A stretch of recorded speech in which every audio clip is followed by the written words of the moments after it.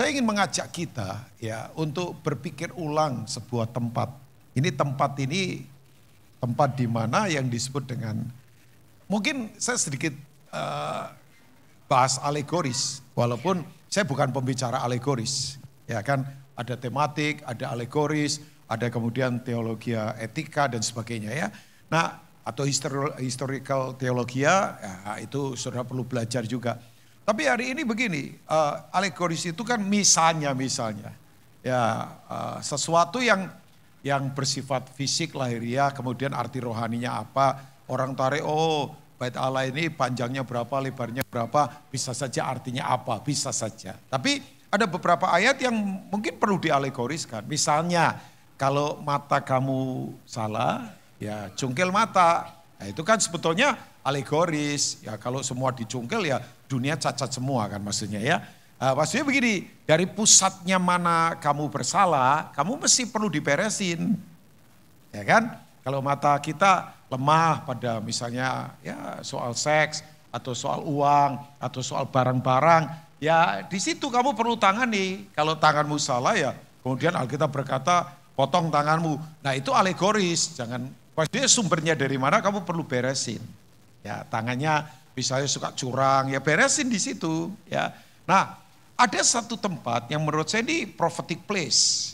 Ya, walaupun ini bisa saja saya khotbahkan ini alegoris. Tempat itu namanya tempat pengirikan.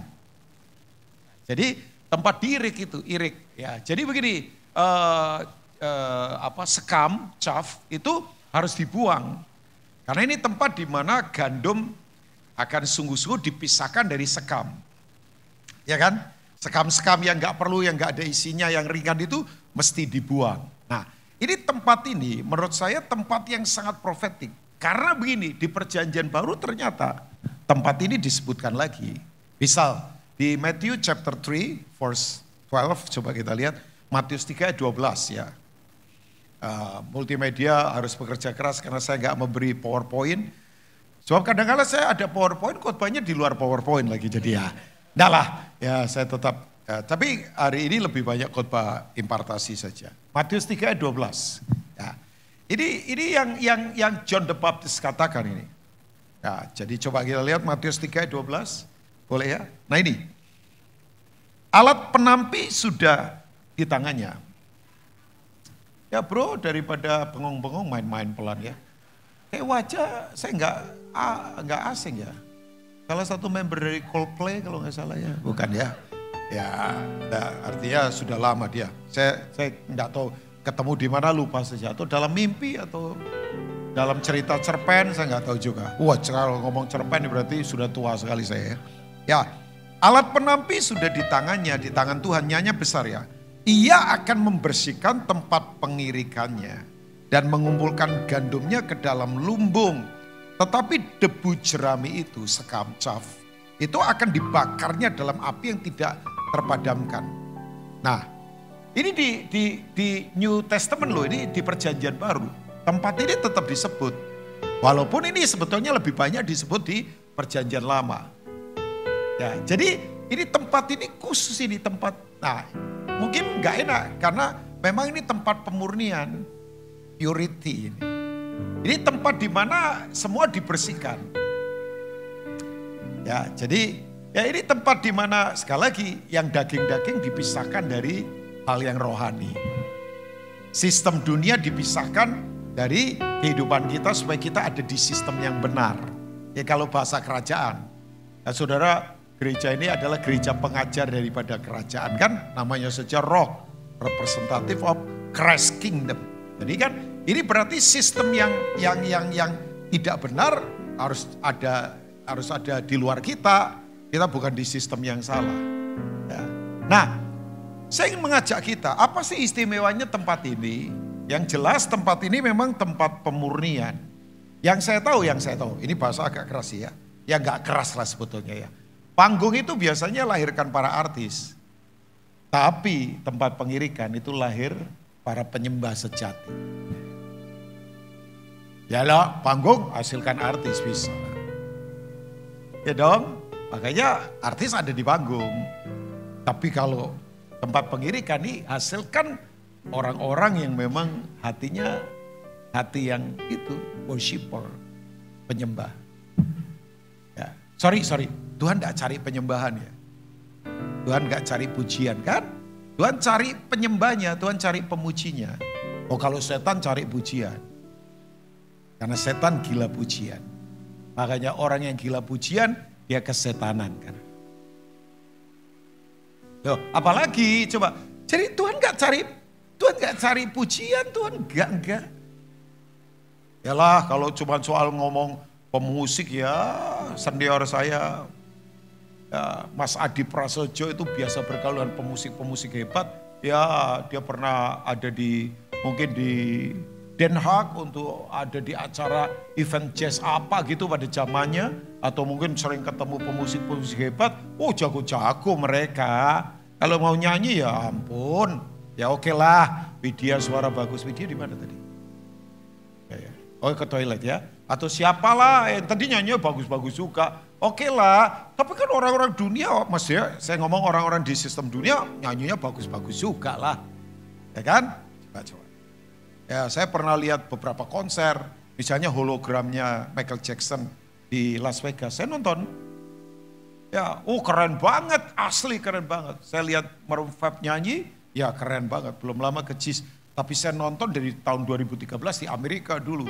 Anak saya pengen lihat, pas kita ke sana ya udah saya nonton. Ya asik saya menikmati, ya 20 lagu nggak turun sama sekali, ya kemudian akustik saja bayangkan.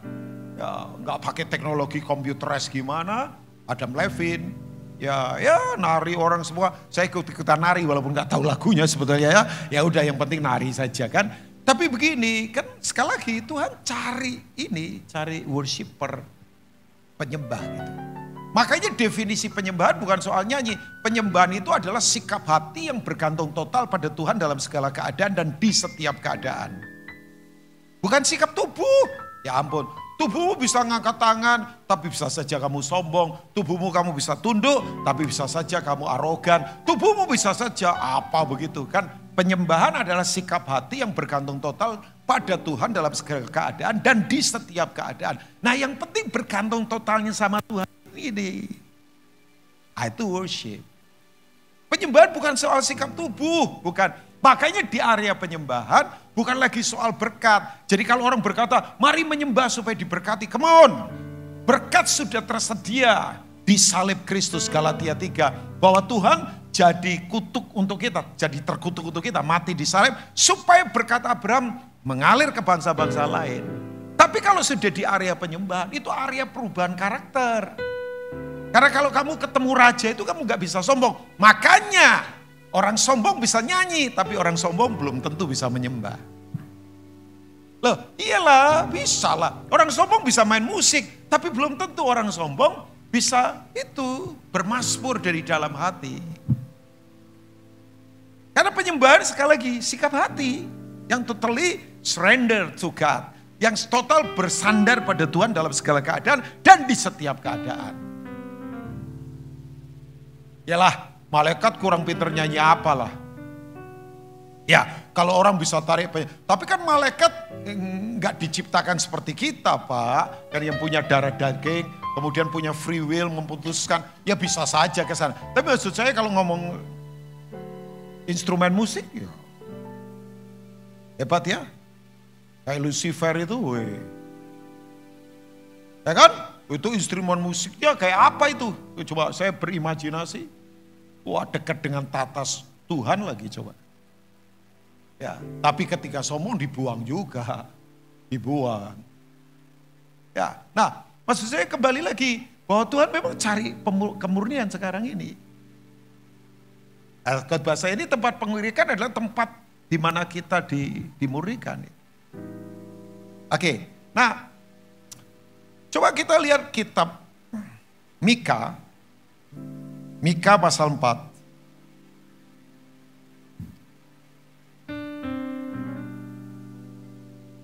Saya meyakini sekali bahwa ini era ya.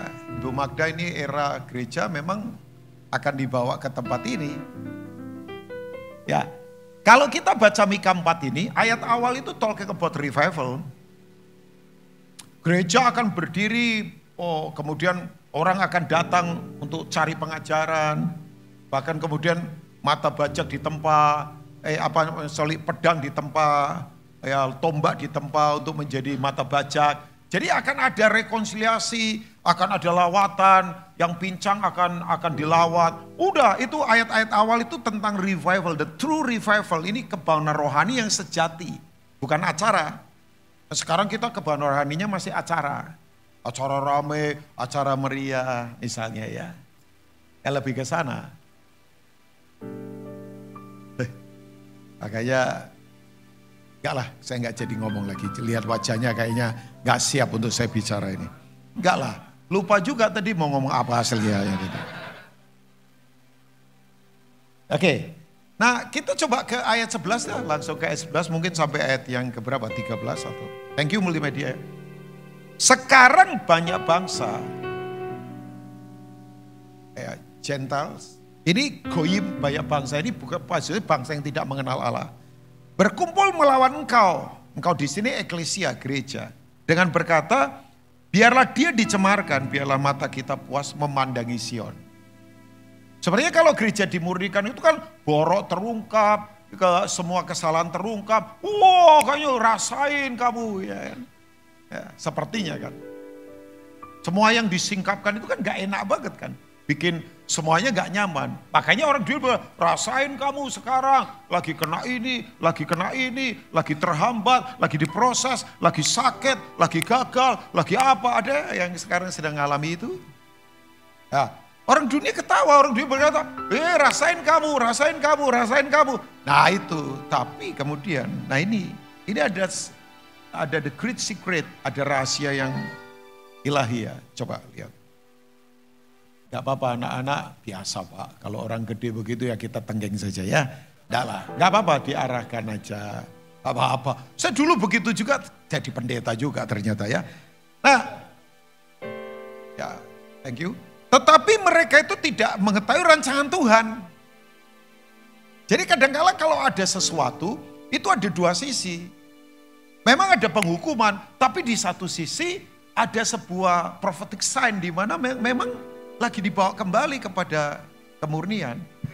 Makanya jangan tuding-tuding itu LA tiba-tiba terbakar di awal tahun, ratusan hektar hilang. Anak teman saya juga kena juga itu, karena di daerah hills itu. Ya, banyak yang kena. Ternyata yang kena bukan cuma orang di luar Tuhan, orang Kristen juga kena. Makanya saudara berkata, jangan gampang nuding-nuding orang, menghakimi. Nah, memang di satu sisi, saya yakin di satu sisi ada juga unsur penghukumannya dalam pengertian, ya mungkin karena kesalahan manusia jelas lah ya, bikin apa yang sebenarnya nggak boleh dibangun misalnya atau apa. Tapi di satu sisi ini ada sesuatu yang sedang dimurnikan. Tapi kan semua kita punya potensi untuk alami itu sebetulnya. Ya, nah. Mereka tidak mengetahui rancangan Tuhan. Ternyata Tuhan punya planning. Mereka tidak mengerti keputusannya. Yang saya tahu Tuhan kalau putuskan tidak ada kekuatan yang bisa membatalkan keputusan Tuhan. Bahwa ia akan menghimpunkan mereka seperti berkas gandum ke tempat pengirikan. Nah ini. Jadi gereja akan dibawa ke sini. Gereja akan ada di sini. Nah nanti gereja yang keluar dari sini, coba lihat ayat yang ke-13. Bangkitlah dan iriklah hai putri Sion. Coba. Sebab tandukmu akan kubuat seperti besi. Kalau bicara tanduk, bicara otoritas. Ternyata dari tempat pengirikan ini, pemurnian ini akan ada otoritas. Otoritas yang tidak lahir dari kemunian, itu berarti illegal power. Itu praktek sihir, cirinya 3, manipulasi, dominasi, intimidasi orang. Jadi kalau orang sudah memanipulasi, mengintimidasi, mendominasi kehidupan, itu witchcraft spirit. Jahat itu. Itu Isabel. Makanya saudara tahu nggak, orang kalau tidak murni, selalu dia kendalikan orang dengan kekuasaan dan uang. Sombong itu. Itu arogan asli. Jadi di tempat ini, bayangkan. Gereja akan muncul dengan tanduk otoritas. Ini tanduk bukan sombong loh. Ini bukan sombong konteksnya ya, bukan. Ini adalah otoritas. Dan kukumu akan kubuat seperti tembaga. Kuku itu bicara keseimbangan hidup. Saya punya 4 prinsip yang saya terus belajar untuk praktekkan. Komunikasi dasar kehidupan, perubahan proses kehidupan, keseimbangan kunci kehidupan, kesepakatan kuasa kehidupan. Communication is the basic of life. Perubahan itu proses, enggak langsung. Keseimbangan itu kunci kehidupan, kesepakatan itu kuasa kehidupan. Itu 4 prinsip yang saya bangun dalam hidup saya. Ya, jadi ternyata bayangkan dari tempat ini akan muncul otoritas, dari tempat ini akan muncul keseimbangan. Orang nggak seimbang nggak punya kunci dalam kehidupan. Ya, kita ini spiritually tapi natural, kita ini naturally tapi spiritual. Supaya hidup rohani, ya hidup saja secara kodrat natural. Nggak usah aneh-aneh, jalan nggak napak tanah. Ditanya apa kabar menjawab bahasa roh karapataka seketika. Ya nggak usah aneh-aneh lah. Tapi ternyata utang nggak bayar, ya kemudian ya bikin kacau di mana-mana. Udahlah, kita hidup natural apa adanya, tapi nilai-nilainya rohani. Kalau janji tepati sekali merugi, kalau utang ya bayarlah. Gaya hidup mesti benar. Panggilan saya pendeta ya udahlah gaya hidupnya kayak pendeta saja. Jangan panggilan pendeta gaya hidupnya kayak artis. Panggilanmu guru enggak perlu kayak gaya CEO kan. Panggilanmu CEO kalau gaya hidupmu kayak guru itu top. Loh miskin enggak itu kan sebetulnya bukan soal jumlah uang di kantong. Miskin enggak itu soal mindset kita, mental. Loh miskin itu mental. Pernah lihat gak ada orang depositonya banyak tapi memberi gak berani. Mentalnya miskin, kurang terus termasuk kurang ajar, kurang diajar, kurang pengajaran. Loh miskin itu mental. Bukan soal jumlah duit, ya ampun. Mainan kita gak duit terus lah. Wong Tuhan gak punya duit kok. Surga gak bikin duit loh. Duit itu produknya dunia. Surga punya harta ada 5 kan, hikmat, tanah, air, emas, dan agrikultur. Fokus ke situ. Saudara kelola, dunia akan bayar saudara. Tapi mesti diajar uangnya mau buat apa. Udah. Kok jadi khotbah keuangan lagi nanti ya. Nah, sehingga engkau akan menumbuk hancur banyak bangsa, engkau akan mengkhususkan rampasan mereka bagi Tuhan dan kekayaan mereka bagi Tuhan seluruh bumi. Saya langsung tarik saja ya. Ini tempat profetik ini ada 3 kejadian yang sangat profetik di tempat ini. Nah hopefully ini jadi berkat buat kita. Tapi intinya kepada purity ya, kemurnian. Saudara lagi dimurnikan, saudara lagi di-crash. Tahu ya, minyak urapan itu kan semua rempah-rempah yang kemudian di-crash. Kemudian diperas menjadi minyak pengurapan. Ya alegoris lagi, tapi ya oke lah, walaupun saya alegoris ya, Pastor Jansen. Karena bicara ini kan memang bicara tempat ini. Nah, misal ya, saya akan mungkin 1 atau 2 atau 3, 1 kurang 2, oke lah, 3 cukup, 4 kebanyakan. Jadi 3 saja kali ya. Ya, tapi ada pembicara 10 prinsip, di dalamnya 55, ya mabuk 50 berarti ya. Nah, saya mungkin 3 aja, tapi nanti tergantung wajah saudara. Kan saya ini pemerhati wajah. Jadi kalau saudara sudah mulai berkata, ya udah bosan Pak Pendeta, saya tahulah. Gak perlu karunia kenabian untuk melihat itu kan. Loh, saya pelayanan dalam anugerah Tuhan 40 tahun lebih. Jadi tahu lihat, cara saudara duduk saja saya tahu kok saudara terima saya atau tidak terima saya. Tahu. Dari cara duduknya, ya yang susah atau yang senang saya juga lihat kok ya. Dan dari cara duduk saja saya tahu saudara lah. Ya. Kan saya ini, enggak usah kemana-mana, coba kembali. Nah yang pertama, ini ada sebuah titik balik di 1 Tawarik pasal 13. Daud menjadi raja Israel selama 40 tahun, 7 tahun di Hebron, 33 tahun di Yerusalem. Orang ini memang worshiper. Selama 33 tahun jadi raja, bayangkan. Dia ambil 144 pemuji, penyanyi, bikin tenda namanya Kemah Daud. 24 jam pujian penyembahan tanpa henti dibagi beberapa shift. Bayangkan, wih tahtanya, ya, jadi istananya dipenuhi oleh begitu. Sampai ada pembicara berkata, sorga kaget. Sampai sorga itu Tuhan turun ke bumi. Karena begini, kok ada suasana sorga di bumi? Itu ada pembicara yang berkata begitu. Tapi memang memang seorang worshiper ini. Nah, kejadiannya begini. Di Ark of Covenant, tabut Allah yang adalah lambang kehadiran Tuhan, itu ternyata tidak ada di Yerusalem. Di zaman Saul tidak diindahkan, disepelekan. Ditaruh di satu tempat namanya Kiryat Yearim. Ya kan? Nah, berapa lama ditaruh di situ? Lama banget. Orang Manado ngomong so lama itu. 80 tahun. Kalau satu generasi 40 tahun, berarti 2 generasi tidak ada bersama dia di Ark of Covenant. Padahal ini lambang kehadiran Tuhan. Ya kan? Tabut Allah kan artinya di Ark of Covenant itu. Tempat perjanjian itu. Di situ kan isinya ada mana, kemudian ada apa lagi? 2 loh batu, dan kemudian ada tongkat yang bertunas, tongkatnya Harun. Nah, apa yang terjadi? Daud kemudian kumpulkan para pemuka berkata, kita pindahin yuk. Usul itu diterima baik. Dipindah dari Kiryat Yearim ke kotanya Daud. Cuman cara memindahnya salah. Salahnya bagaimana? Pakai kereta baru dan lembu, itu cara Filistin. Maunya Tuhan begini, tabut Allah itu dipikul oleh orang. Makanya hati-hati dengan fasilitas. Fasilitasnya bagus, orangnya hancur. Makanya jangan sadar Tuhan di tempat. Maksudnya jangan sadar Tuhan di kebaktian. Sadar Tuhan di kehidupan. Kebaktian semua sadar Tuhan. Lagu tentang Tuhan, khotbah tentang Tuhan, pengumuman tentang Tuhan. Sadarlah Tuhan di kehidupan. Jangan cuma sadar Tuhan di kebaktian. Saya mau ngomong lebih dalam lagi, wajah belum siap juga. Jadi saya enggak akan. Ya kan baru pertama datang, jadi ya sungkan-sungkan sedikit lah ya. Kalau ngomong sama Pak Suryansen, udah apa adanya. Wong tadi di Rockman aja, keterbukanya saking terbukanya luar biasa. Ya, sampai saya ini punya spirit sungkan. Memang Kang Mas Roni itu ada saya bilang. Ya asik lah tadi ya di Rockman ya. Ya yang ikut Rockman saya tahu. Ya.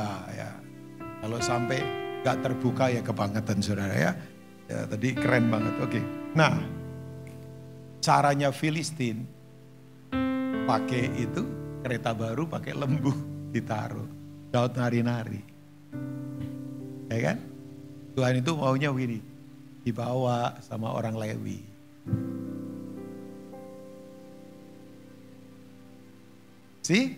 Tuhan tidak cari penyembahan, Tuhan cari penyembah. Nah ini dalam journey itu, perjalanan itu. Lembu tergelincir. Mungkin jalan miring, mau jatuh. Ada anak pendeta namanya Uza. Hati-hati anak pendeta ya. Ya maksudnya ini anak Tuhan Lewi. Saudara tahu gak? Nah ini orang biasa menyembah sampai rasa sakral hilang. Hati-hati orang karismatik Pantekosta kayak kita ya. Gini. Tuhan ciptakan kita segambar dengan Tuhan. Yang setuju katakan amin. Makanya kita bisa punya relasi dengan dia. Tapi Tuhan beda dengan kita. Kita tidak bisa kurang ajar sama dia. Sakralnya ini harus ada. Oh bukan kurang ajar waktu kita nyanyi kemudian bersihin hidung ini. Udahlah memang lagi gatel gak apa-apa. Kurang ajarnya adalah ketika orang menyembah tapi karakter gak berubah. Loh iya, saking biasanya menyembah sampai rasa hormat hilang. Makanya begini, di area penyembahan yang ada itu adalah kerendahan hati. Di area penyembahan yang ada adalah takut akan Tuhan. Coba aja saudara ke Keraton Jogja, Mas Adi tahu lah. Atau ya kan ada keraton sama satu lagi ada itu kan. Ya satunya keraton apa? Pakubuwono itu apa namanya? Bukan, ya keraton sama satunya lagi. Kan biasanya Jogja gubernurnya Sultan, wakilnya kan biasanya dari, satunya lagi ada daerah keraton juga. Apa sih namanya ya? Yang dari Jogja tahulah, saya kalau tiba-tiba hilang. Padahal sudah minum kopi saya ini. Nah, saudara tahu nggak para abdi dalam yang dari misalnya Bantul, dari Sleman, itu dari keturunan kakek, papa, kemudian anak, itu mengabdi jadi abdi dalam. Yang namanya abdi dalam kan pengabdian. Itu ngayuh sepeda berkilo-kilo. Dan bukan soal uang sudah. Mereka itu kalau di area Sinuhun, itu harus itu berlutut, ngesot. Dan gak boleh membelakangi Sinuhun. Mesti harus. Ini saya enggak ngomong saudara mesti begini, enggak. Karena kalau di area raja itu sudah perubahan karakter. Bukan lagi ngomong berkat. Oh ya, dikhotbahkan soal berkat boleh juga. Karena ini soal perubahan karakter. Sudah ketemu raja ya. Lawatan gereja mula-mula, orang mati bukan karena virus. Makanya nggak usah takut virus lah. Sekarang Jepang lagi kena virus lagi. Pneumonia. Ya sekarang udah ada warning travel warning. Kalau bisa tunda saja, jangan ke sana.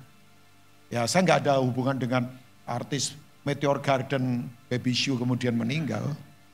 Ya kan, ayalah saya dulu penggemar Meteor Garden juga. Pengen rambutnya panjang, tapi kan rambut saya ikal jadi nggak bisa lah. Pengen panjang malah jadi kayak penyanyi dangdut karena ngikal. Ya, jadi memang saya nggak bisa panjang rambutnya, tapi selalu pendek Pak. Ya oke. Nah, Bapak Ibu tahu nggak? Gereja mula-mula orang mati bukan karena virus. Gereja mula-mula orang mati karena kehilangan rasa hormat pada hadirat Tuhan, yaitu Ananias Safira. Mendustai roh Tuhan kan. Karena main kesan, narsis. Ya, narsis tahu ya? Ya itu, tenggelam dalam keakuannya. Kesannya kayaknya worshiper, ternyata bukan. Dia jual tanah segini kata Pak Petrus. Oh enggak, ditahan separuh. Oh ya segini, harusnya kan enggak Pak. Kita beli jual 1 miliar ditahan 500 juta, yang 500 juga untuk gereja. Ya gak apa-apa lah, wong ditahan buat deposito, buat apa gak apa-apa. Tapi kan main kesan, oh ya segini, padahal sudah ditahan separuh. Langsung putus nyawa. Ya, suaminya itu, istrinya begitu, putus nyawa juga. Makanya digotongin oleh anak muda. Makanya pelayan anak muda di gereja mula-mula itu adalah gotongin mayat-mayat. Jadi anak muda itu punya pelayanan adalah mengangkat yang mati-mati. Ya itu kan ya, coba yang mengangkat kan anak-anak muda. Nah kembali kepada apa yang ingin saya katakan. Begitu kemudian, nah coba kita lihat dah di ayat 9 1 Tawarin 13, coba lihat. Berharap gak salah ayat sih.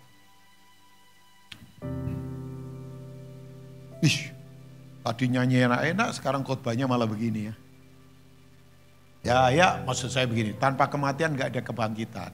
Tanpa kebangkitan tidak ada kemuliaan. Saudara mau dibangkitkan? Mati dulu. Makanya jadi Kristen adalah mati lu. Nah itu. Tolong jangan kuburkan orang yang belum mati, sakit. Mati dulu baru dikubur. Begitu dikubur ada kebangkitan. Ada kebangkitan, ada kemuliaan. Makanya orang gak bisa mulia karena gak bangkit. Kenapa gak bangkit? Ya belum dikubur, kubur dulu. Kenapa belum dikubur? Belum mati. Ada pendeta kalau baptis jemaatnya, begitu nyemplung ke air, dia berkata, I kill you. Kaget itu. Saya bunuh kamu, mau lari orangnya. Maksudnya begini, karena begini, kalau belum mati tolong jangan dikubur, nanti ditangkap polisi. Karena sakit.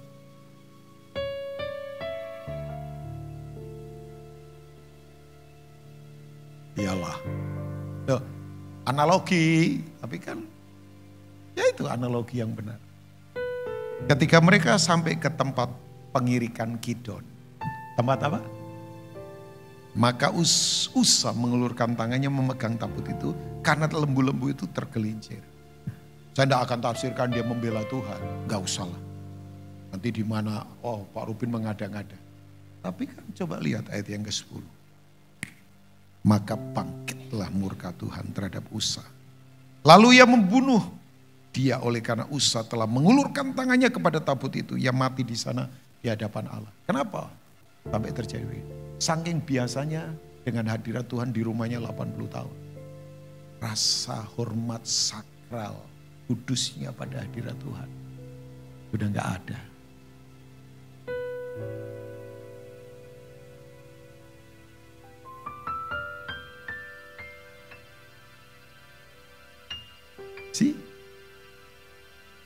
Jadi di tempat ini Tuhan sedang menegakkan kembali hadirat. Saya selalu doa ini. Roh Kudus, kalau engkau enggak urapi saya, bawa saya pulang. Karena enggak ada arti. Tahu enggak yang membedakan manusia dari binatang? Hadirat Tuhan. Maaf, manusia tanpa hadirat Tuhan enggak ada bedanya sama binatang. Bahkan lebih jahat dari binatang.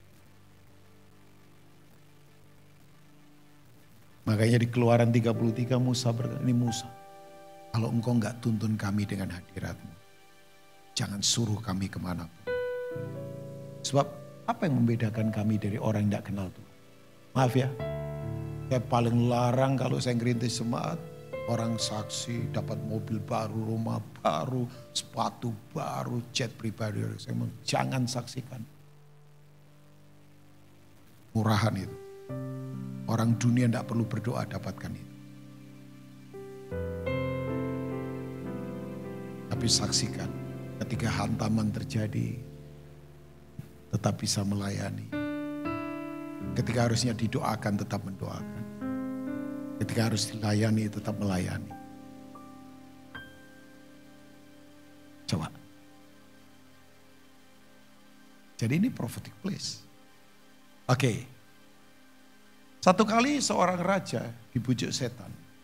Namanya David. 1 Tawari 21. Baca aja nanti. Saya pembaca Alkitab, ya ampun. Ya, puluhan tahun saya jadi Kristen kan, baca Alkitab terus tiap hari. Ya. Dia dibujuk setan, dia hitung jumlah rakyatnya.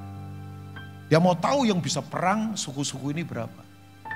Banyak kan rakyatnya, banyak yang bisa perang. Nah saya beritahu, banyak kemudian besar, itu anugerah.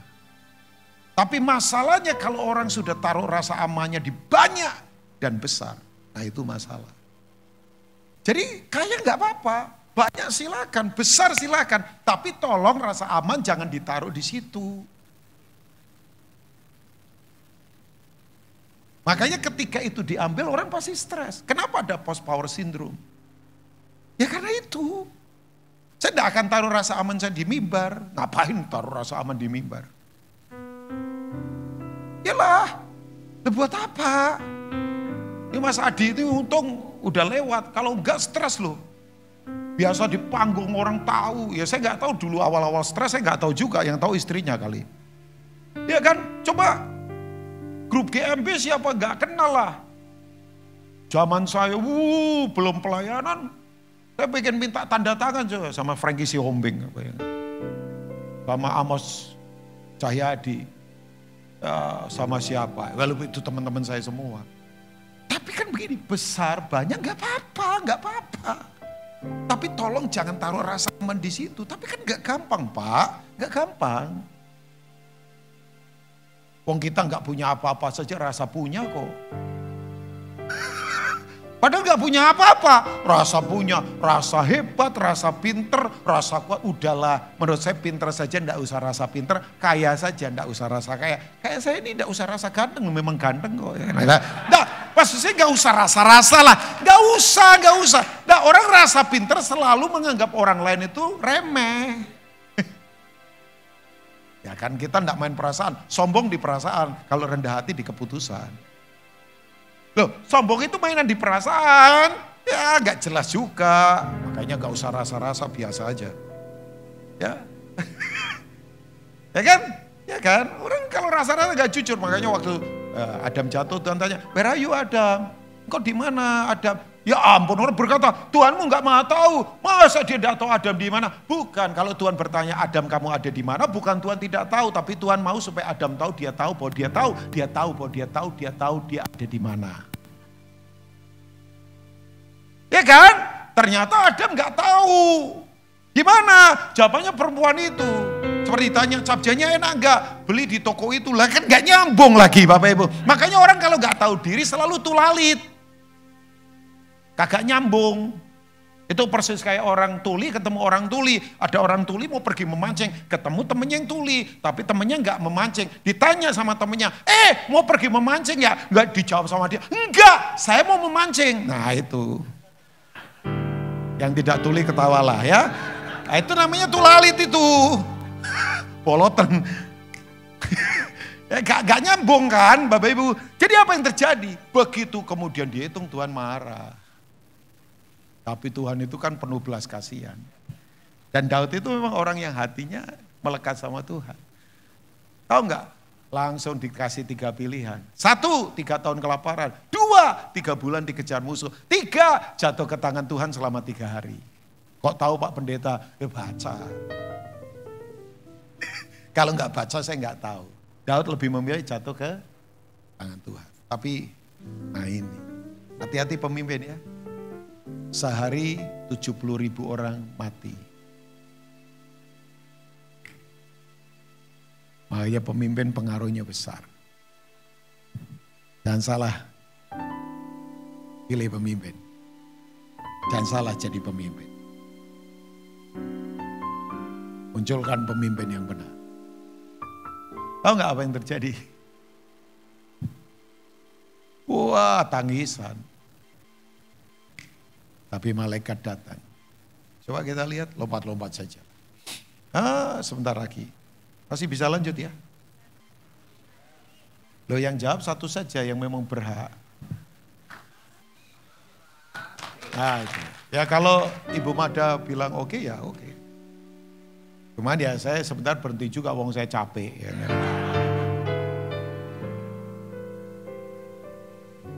Ada. Ayat 18 sampai ayat 22. Nanti lompat ayat 26. Coba lihat 1 Taware 21 ayat 18 sampai 22. Thank you ya multimedia.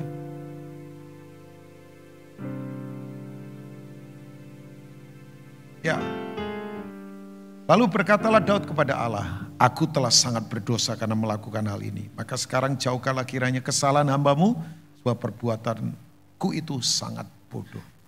Ya memang Daud itu hatinya gampang berbalik, dicepel dia hatinya, gampang diajar, gak sombong.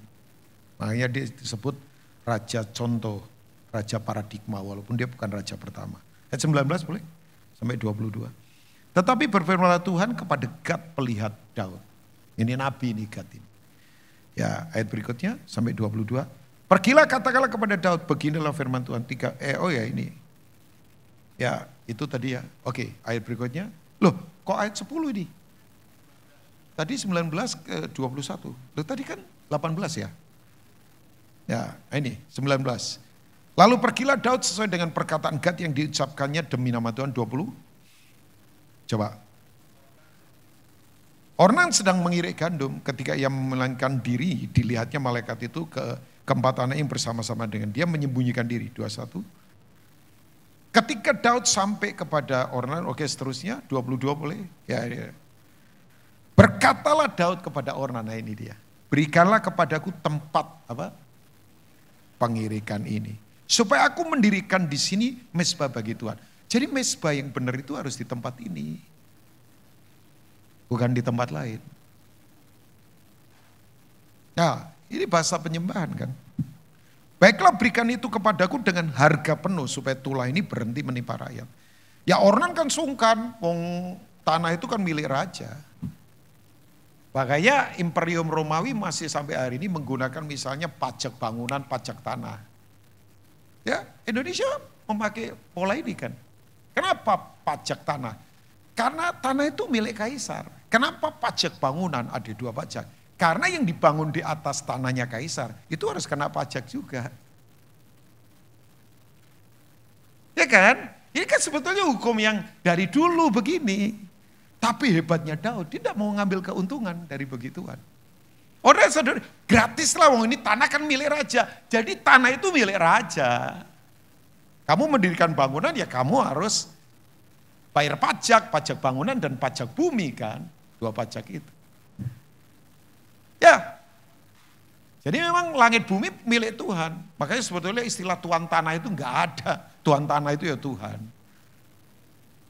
Loh, yang punya langit bumi, ya ini kalau saya bilang ini karena bumi milik Tuhan. Nah, yang saya mau beritahu buat Bapak Ibu semua, di tempat mana? Di tempat pengirikan ornan, tempat pengirikan ornan.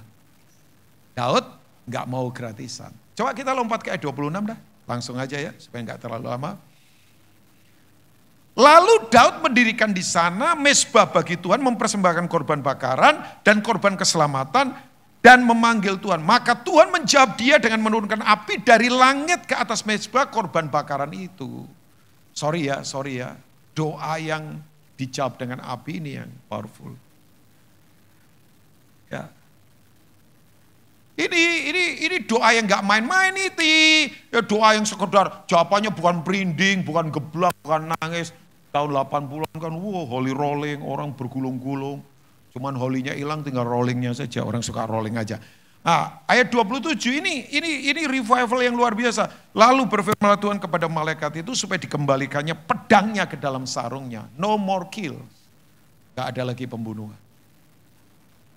Nah, ini tempat yang saya sebut dengan tempat belas kasihan. Bahaya tahu gak ya? Orang itu kalau hatinya murni. Tahu belas kasihan? Perasaan Tuhan yang ditaruh pada kita. Sehingga kita itu akan bisa bergerak dengan cara yang levelnya berbeda. Sorry, maafkan saya. Gereja kehilangan mujizat bukan gereja kehilangan kuasa. Gereja kehilangan belas kasihan.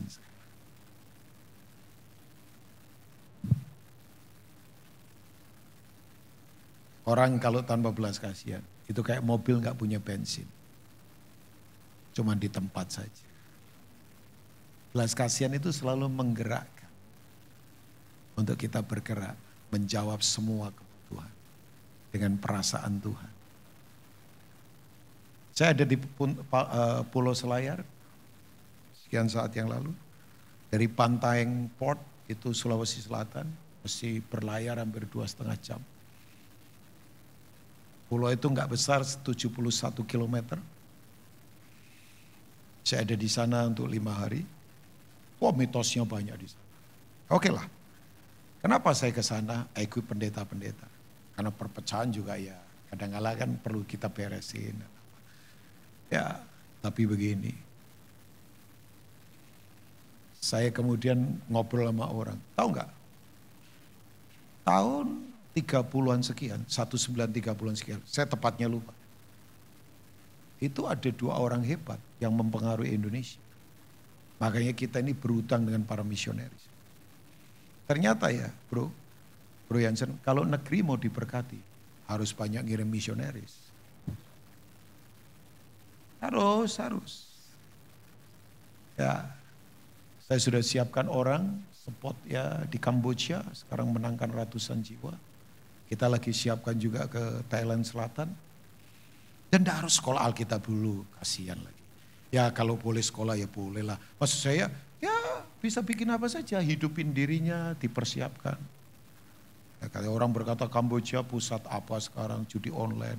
Ya kalau kita ngomel terus, menggerutu, nyalain terus, gak bikin apa-apa gimana? Masuk. Ya jangan berkata, wah terlalu apa. Yuk berani.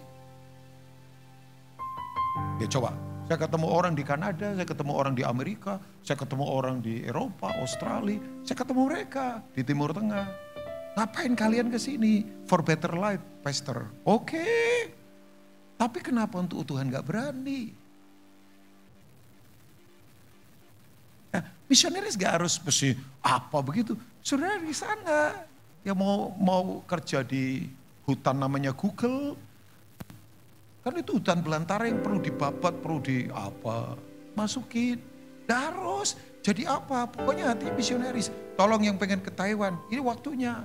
Beasiswa lagi banyak tersedia. Taiwan lagi butuh generasi. Ini rebutan ini. Kita lagi berlomba ini. Ya, saya challenge saja saudara, terutama yang muda-muda ini. Saya saja lagi berpikir banyak ulang. Walaupun dalam anugerah Tuhan hampir 40 tahun saya pelayanan. Tuhan izinkan saya pergi ke banyak tempat. Adik saya lebih hebat lagi. Tinggal di Sungai Musi hampir 3 tahun, di North Korea pernah. Ada yang bermimpi mau ke Korea Utara. Gak lah, South Korea lebih enak. Dia di Korea Utara. Oh bodoh kali Pak Rubin, come on. Kakaknya saja pinter apalagi adiknya kan. Gak, dia master dari Australia. Ya cum laude. Pinter. Dia putuskan jadi misionaris. Hartanya cuma 1 tas. Dia ada di Tibet sekian bulan. Loh, iyalah. Dari keluarga biasa kita. Makanya jangan jagoan kandang lah, sudah stop. Sorry ya, maaf kita pintar kebaktian tapi gak pintar kehidupan. Kita pandai berdoa tapi tidak pandai bekerja. Maaf kata-kata ini agak keras. Tapi itu kenyataannya kan. Nah, kita mau sampai kapan?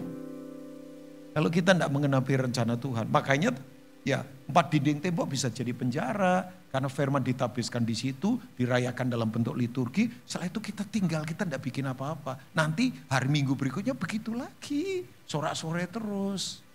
Sorry ya, kita banyak perayaan kawin tapi gak punya anak. Mandul kita. Mau apa coba? Aduh kok saya jadi lebih tajam begini. Ya gak apa-apa lah ya. Ada Bu Magda, ada Pastor Yansen. Yang penting kan saya gak sesat. Dan bisa deteksi lah hati saya. Hati saya baik, percayalah ya. Gak minta apa-apa, gak disiapkan fine dining tadi makan. Biasa saja. Malah tadi ibu tanya, Pak Rubin saya gak makan roti. Coba ada ketela rebus, pisang rebus, singkong rebus. Saya malah suka yang begituan, kan murah itu. Maka istri saya senang sekarang, hemat. Ya oke, balik lagi. Belas kasihan di tempat ini. Banyak orang kalau murni itu lain. Compassion. Sorry ya, pelayan kalau nggak lagi punya belas kasihan, udahlah jadi artis saja. Saya ketemu orang bisa tahu kok artis mana, worshiper mana.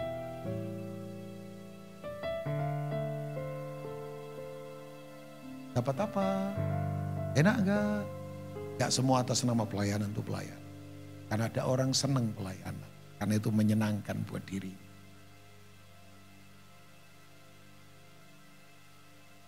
Loh. Gak apa-apa saudara, pandangi saya curiga gak apa-apa juga kan. Saya memang layak dicurigai kan. Mas Adi dari tadi pandangi saya terus ya. Karena lama belum ketemu jadi mungkin sedikit kangen gimana. Oke, udah. Apa lagi? Enggak lah, masih 1. 2 Tawari 7. Ayat pertama.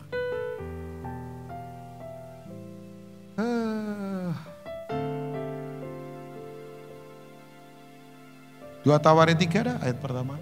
Jangan 7 dulu ya. First temple. Bait Allah pertama kali didirikan di mana? 2 Tawari 3 ayat yang ke-1. Where is the place of the first temple? 2 Tawari 3 ayat yang pertama. Nanti kita ke 7 tadi. Thank you multimedia. Salomo mulai mendirikan rumah Tuhan di Yerusalem di Gunung Moria, di mana Tuhan menampakkan diri kepada Daud ayahnya. Di tempat yang ditetapkan Daud, yaitu di tempat pengirikan Ornan, orang Yebusi itu. Di Moria lah kata penyembahan pertama kali keluar, yaitu di Kejadian 22 ketika Abraham persembahkan harta yang paling berharga, Ishak namanya. Moria. Adakah kebetulan? Tidak. Sebab nanti ujungnya prototipenya ya. Prototipenya kan ini, antitipenya ada di Kalvari. Oh, iyalah. Kan ini prototip. Old Testament selalu prototip, antitipenya selalu di New Testament. Di mana ini? Jadi first temple bangunnya berdirinya di sini. Jadi gereja harus berdiri di sini. Tempat pengirikan, pemurnian ini. Seperti waktu di 1 Tawari 21 Daud berdoa, api turun. Nah pasal 7 ayat pertama 2 Tawari 7. Udah kita selesai dengan ini. Setelah ini saya kembalikan. Oh, kita Holy Communion dulu ya. Jadi gak kebetulan hari ini kita akan ada di tempat di mana kita ada di antitype daripada tempat pengirikan atau Moria ini. Setelah Salomo mengakhiri doanya, api pun turun dari langit memakan habis korban bakaran, korban-korban sembelihan itu. Dan the glory of God. Ini Shekinah glory memenuhi rumah itu. Sampai tahu nggak, imam-imam itu nggak bisa berdiri. Kalau berdiri terbentur awan, jatuh. Jadi nggak bisa berdiri. Mesti mereka harus sujud tiarap. Berdiri ke awan. Betul-betul real ini. Saya kalau di situ, waduh, cuman bisa melongo dan ketakutan. Takut kudus ya, bukan takut terintimidasi. Karena kemuliaan Tuhan. Ini di mana ini? Di tempat pengirikan itu. Nah, oke, konklusi ya. Gak usah kemana-mana. Yuk, recheck diri kita.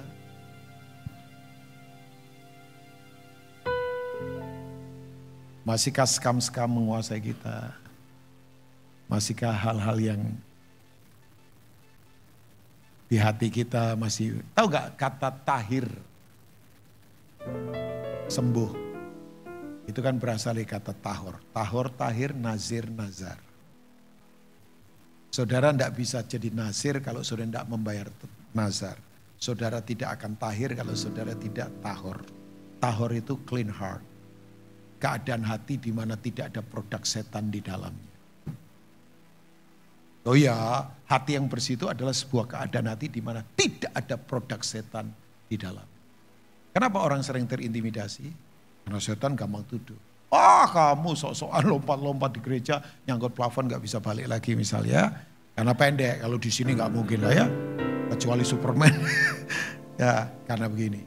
Ada produk gua di dalam kamu. Udah ada produk gak bayar royalti lagi. Nah, maksudnya gampang terintimidasi. Jadi hari ini pastikan